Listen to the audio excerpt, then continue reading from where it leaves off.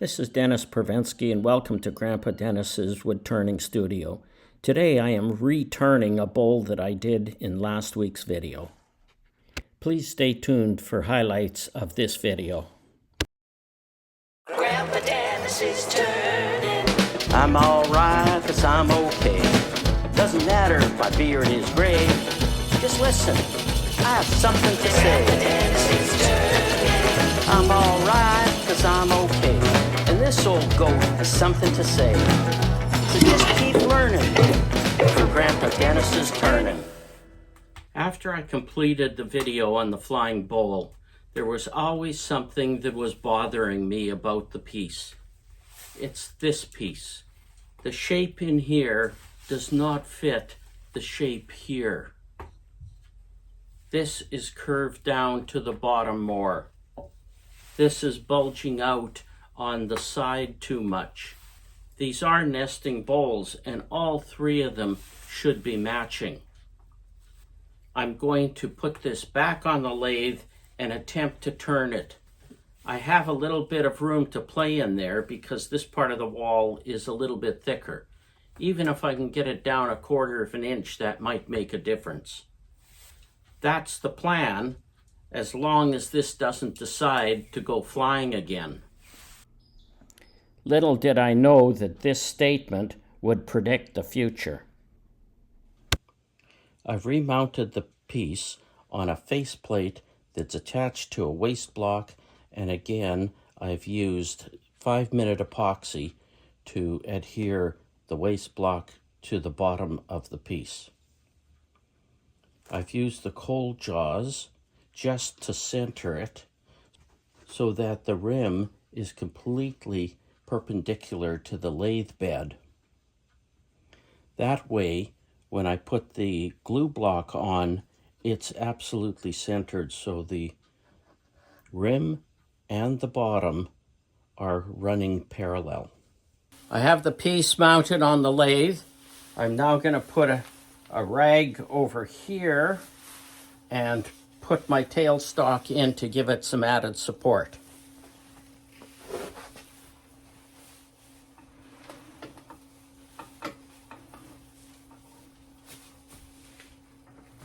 Now it's time to start.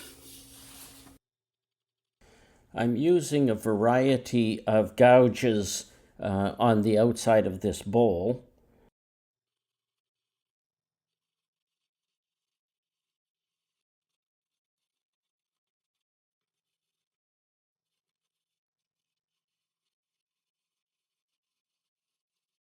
You'll notice me putting my hand on the bowl several times. That's a very accurate way to determine if there are any bumps or imperfections on the surface. I'm constantly using calipers to measure the thickness of the wall. The last thing I want to do is go right through the wall.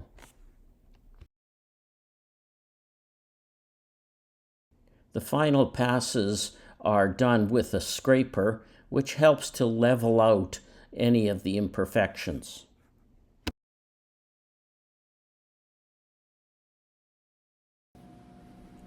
Now the outside is ready for sanding.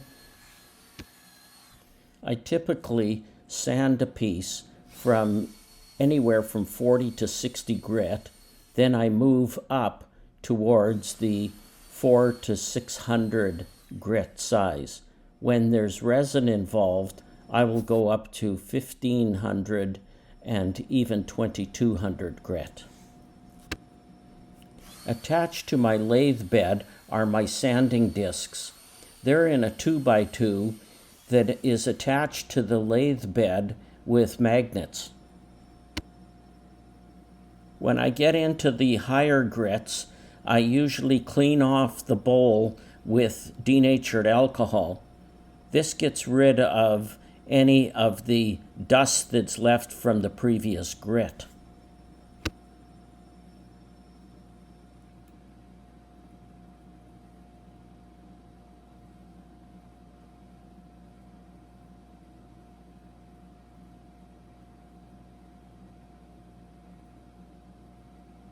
In addition to reshaping the outside of the bowl, I decided to reduce the height of it as well and take off some of the resin from the bottom.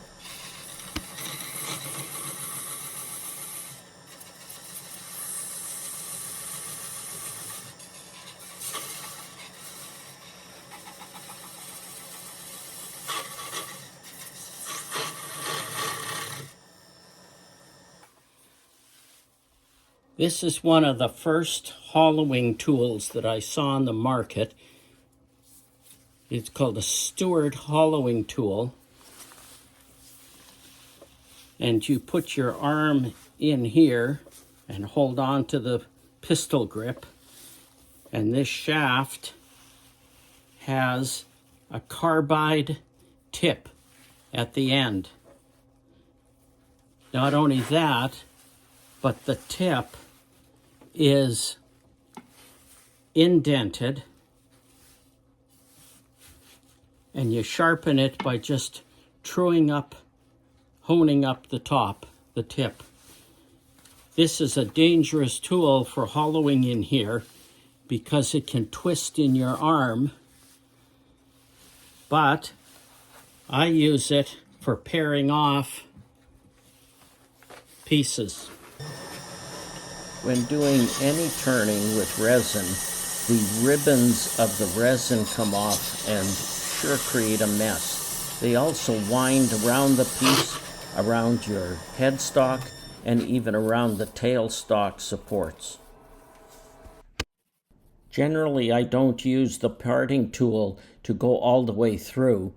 Part way, and then, using a handsaw, I'll cut the rest.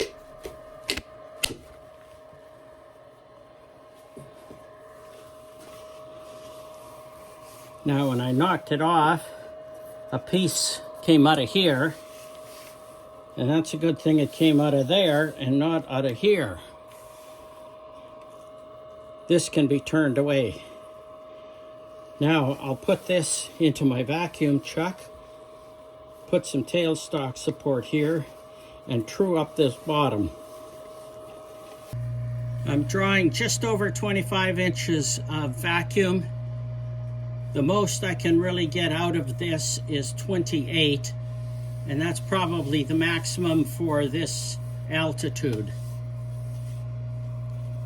The closer you get to sea level, I believe the closer you'll get to 30, which apparently I've been told is pure vacuum, which is very hard and difficult to achieve on Earth.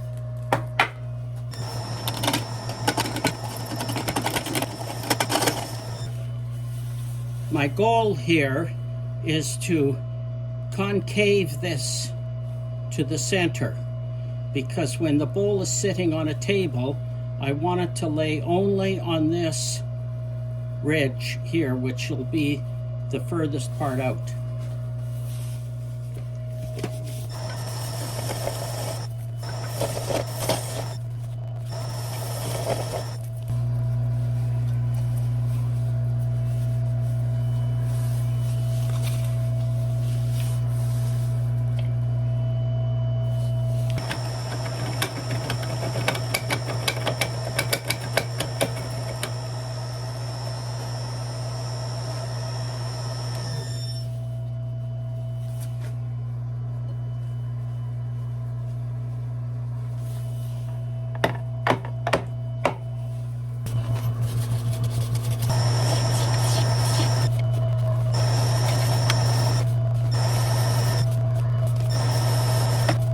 Here's the fatal move that put everything into motion. I moved my tool rest out of the way, and it went right up against the lip of the bowl. The lip was a little bit off-centered, and that's all it took.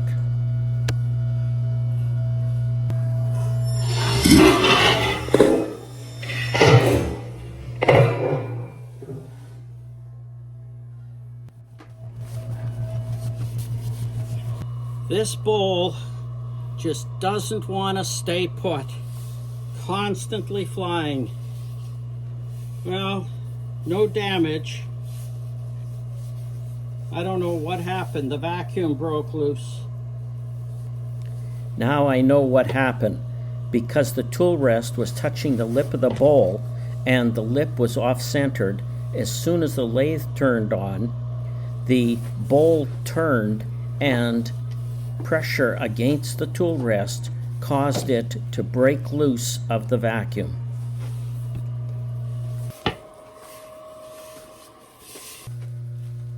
Sanding is done. Now for some coats of finish. I have the bowl back onto the lathe and it's on the vacuum chuck. You'll notice that the tool rest is now out of the way.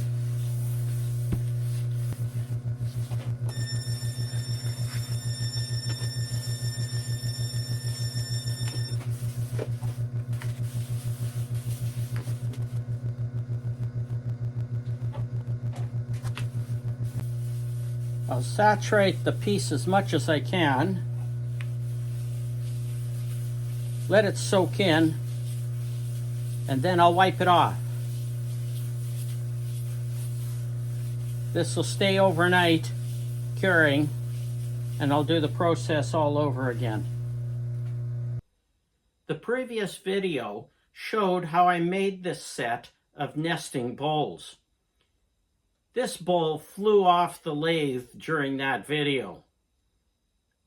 When I went to return this bowl in this video, it also flew off the lathe. This has been a difficult bowl to control.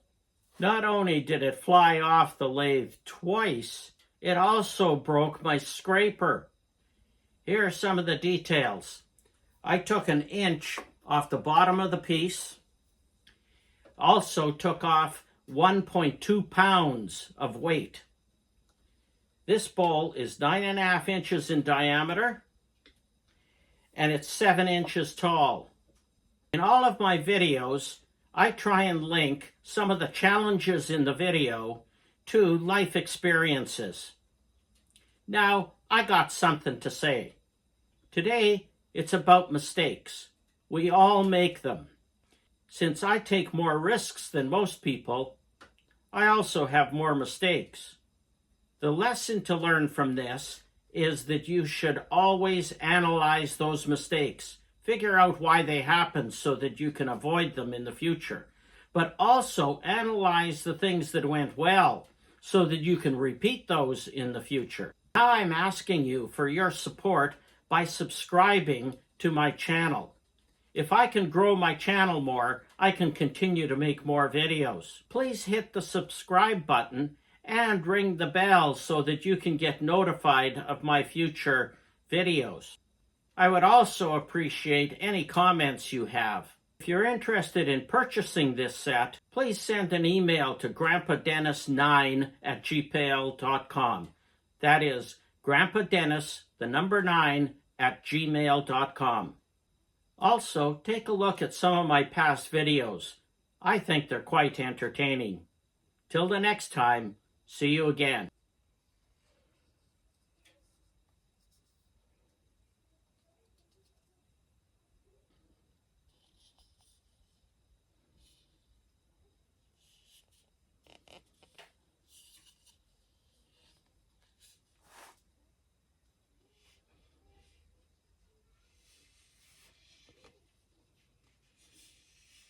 Grandpa Dennis is turning. I'm alright, 'cause I'm okay. Doesn't matter if my beard is gray. Just listen, I have something to say. Dennis is turning. I'm alright, 'cause I'm okay. And this old goat has something to say. So just keep learning, for Grandpa Dennis is turning.